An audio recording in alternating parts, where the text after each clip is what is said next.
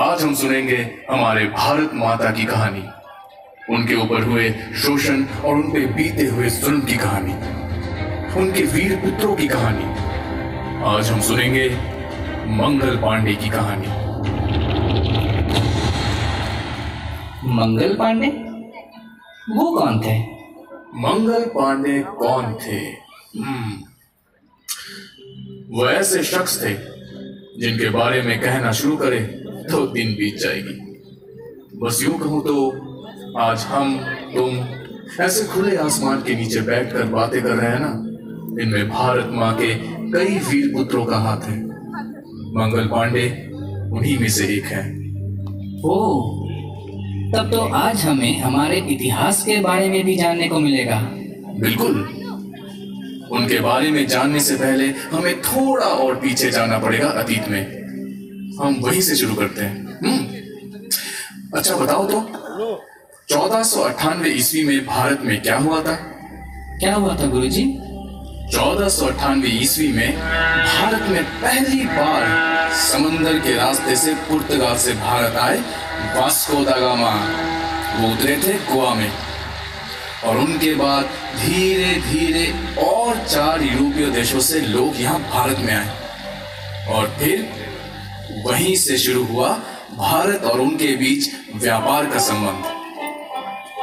उस वक्त हमारा देश संसाधनों से और हरे भरे खेतों से लहलहा रहा था। छोटे बड़े कई तरह के उद्योग देश भर में फैले हुए थे। अलग अलग धर्म, अलग अलग जाति के लोग खुशहाली से अपना जीवन बिता रहे थे और साथ साथ यूरोपियों के साथ भी व्यापार अच्छी खासी चल रही थी। और पता है फिर क्या हुआ?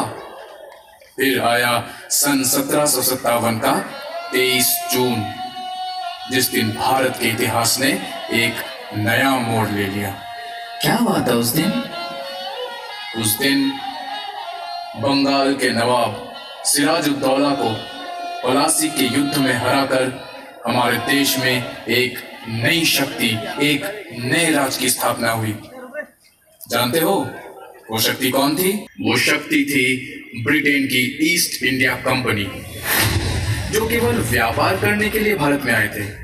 लेकिन पलासी के युद्ध के बाद उन्होंने राजनैतिक शक्तियां भी अपने हाथों में ले ली। वो न केवल यहाँ पे राज करने लगे, बल्कि यहाँ के संसाधनों को लूटकर यहाँ के लोगों का शोषण करने लगे। कीड़े मकोड़ों की तरह उन्हें पैरों तले मसलने लगे। और इस तरह देखते देखते तकरीबन 100 साल बीत गए और भारतवासी पूरी तरह उनके गुलाम बन गए। यहाँ के लोगों में वो हिम्मत ही नहीं थी कि कोई उनके खिलाफ आवाज उठाए। पर कुछ लोग ऐसे भी थे जिन्होंने उनके खिलाफ न केवल आवाज उठाई बल्कि हथियार भी उठाए। सन 1855 30 जून सिद्धू और कानू मुर्मू नाम के 2 संथाल के सरदारों ने अंग्रेजों के खिलाफ विद्रोह किया, जिसे संथाल विद्रोह के नाम से जाना जाता है। यह विद्रोह स्थानीय जमींदार, पुलिस और ईस्ट इंडिया कंपनी के कारण होने वाली उत्पीड़न के खिलाफ एक अभियान था।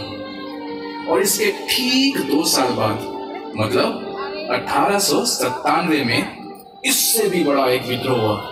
इतना बड़ा कि इस बार ईस्ट इंडिया कंपनी को भारत में राज करने की शक्तियों से हाथ धोना पड़ा। उनके 100 साल का राज खत्म हुआ और सत्ता पूरी तरह से ब्रिटेन की महारानी विक्टोरिया के हाथों चली गई। और पता है इस महाविद्रोह के अधिनायक कौन थे? कौन गुरुजी? मंगल पांडे। कहा जाता है कि हमारी सृष्टि पंचभूत के संगम से बनती है। पृथ्वी, अग्नि, जल, वायु और आकाश। हर प्राणी में इन्हीं पंचभूतों का निवास है। जब पूरा देश गुलामी की पीड़ा सह रही थी, उसी बीच इन पंचभूतों का एक महासंगम हुआ 19 जुलाई 1827 को। इस बार का संगम अद्भुत था। एक तेजस्वी बालक का जन्म हुआ, जिसका नाम भारत के इतिहास में सदैव लिखा जाएगा।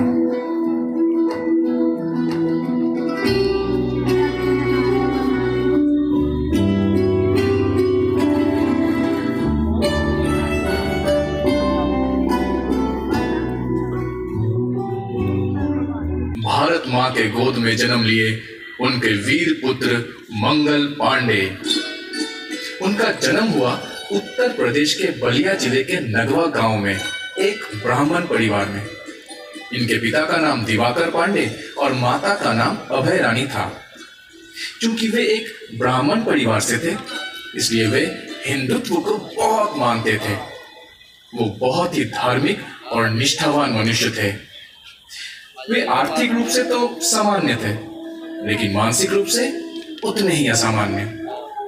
उन्होंने कभी झुकना नहीं सीखा था। वीरता और साहस उनके कदमों को चूमते थे। जैसे जैसे उनकी आयु बढ़ती गई, वो देखने लगे कि उनकी भारत माँ कैसे अंग्रेजों के शासन के नीचे दिन ब दिन कुचली जा रही है। इससे उनके मन को काफी ठेस पहुंचता था, लेकिन वो विवश थे। सामान्य ब्राह्मण परिवार में जन्म लेने के कारण युवावस्था में उन्हें रोजी रोटी की मजबूरी में अंग्रेजों की फौज में नौकरी करने पर मजबूर कर दिया। लेकिन ये नौकरी भी उन्हें कैसे मिली पता है? तो सुनो। एक बार सेना की एक ब्रिगेड उनके पास से गुजर रही थी। उन्होंने देखा कि मंगल पांडे बहुत तेज पैदल चल रहे हैं। बस उन्होंने फौरन अफसरों से सिफारिश की और उनके कहने पर मंगल पांडे को सेना में शामिल कर लिया गया। और इस तरह से सन 1849 में मात्र 22 वर्ष की उम्र में वे ब्रिटिश ईस्ट इंडिया कंपनी की पैदल सेना में शामिल हुए।